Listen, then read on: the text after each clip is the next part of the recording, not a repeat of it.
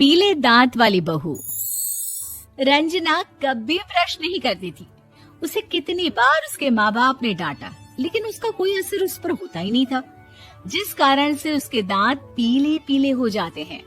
शादी के बाद अरे बहू, वैसे तो तुझ में कोई कमी नहीं है, पर तेरे दांत इतने पीले कैसे हैं बेटा? कैसे मतलब? कोई सर्जरी थोड़ी ना कराइए।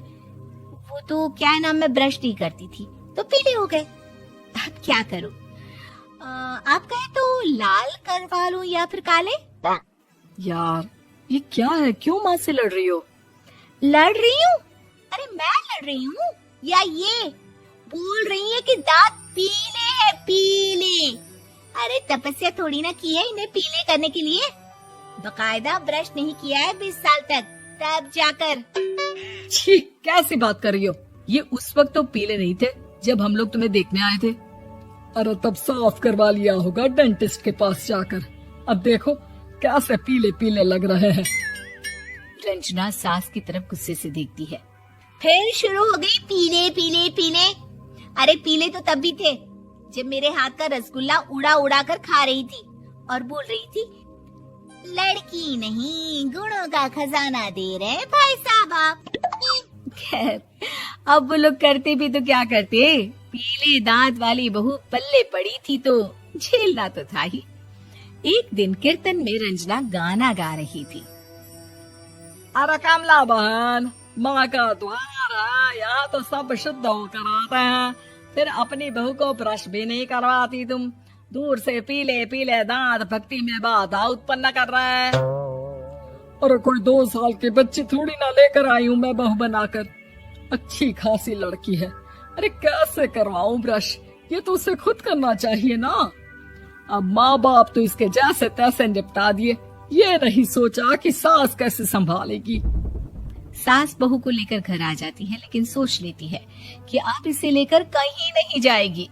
अगले रोज बहू कहती है, अरे क्या हो गया, मंदिर नहीं जाना क्या? कीर्तन का वक्त हो रहा है। मेरी मधुर वाणी से कान्हा जी जागते हैं और सोते हैं। आप तो जानती है ना उनकी भक्ति में कितना मन लगता है मेरा। वो क्या है ना, तबीयत ठीक नहीं लग रही है मेरी, आराम करूंगी मैं। तबीयत ठीक नहीं लग रही? अभी तो मिथुन के गाने पर नाच रही थी आप, और अब बोल रही है कि तबीयत ठीक नहीं लग रही।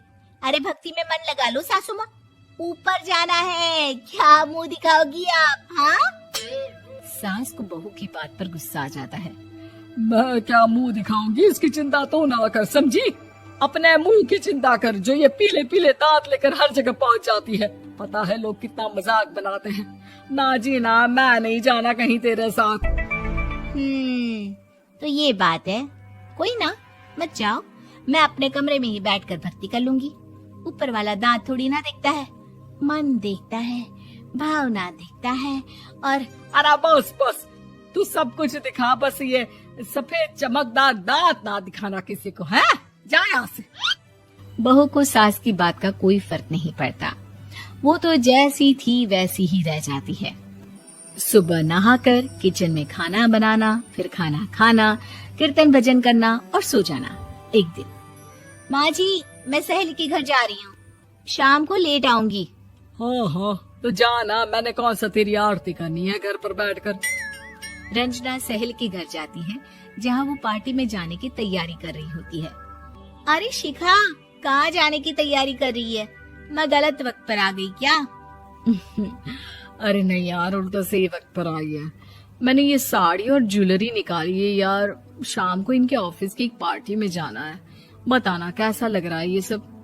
नहीं यार, इस ड्रेस के साथ तो वो वाली ज्वेलरी अच्छी लगेगी। हाँ, सही बोल रही है, मैंने ध्यान ही नहीं दिया। वैसे तो हमेशा से मस्त फैशन सेंस रखती है। तो बड़ा जाती होगी ना पति के साथ पार्टी में। रंजना कुछ नहीं बोलती, बस सोचती है कि यार काश ये बात सही हो जाती, पर मैं क्यों नहीं जाती पार्टी में? क्या इन लोगों की कोई पार्टी होती नहीं होगी? रंजना घर आती है और रात में पति से सवाल करती है, एक बात बताइए, आप मुझे किसी पार्टी में क्यों नहीं ले जाते? क्या आपकी यहाँ ऑफिस में पार्टी नहीं होती? पति बेचारा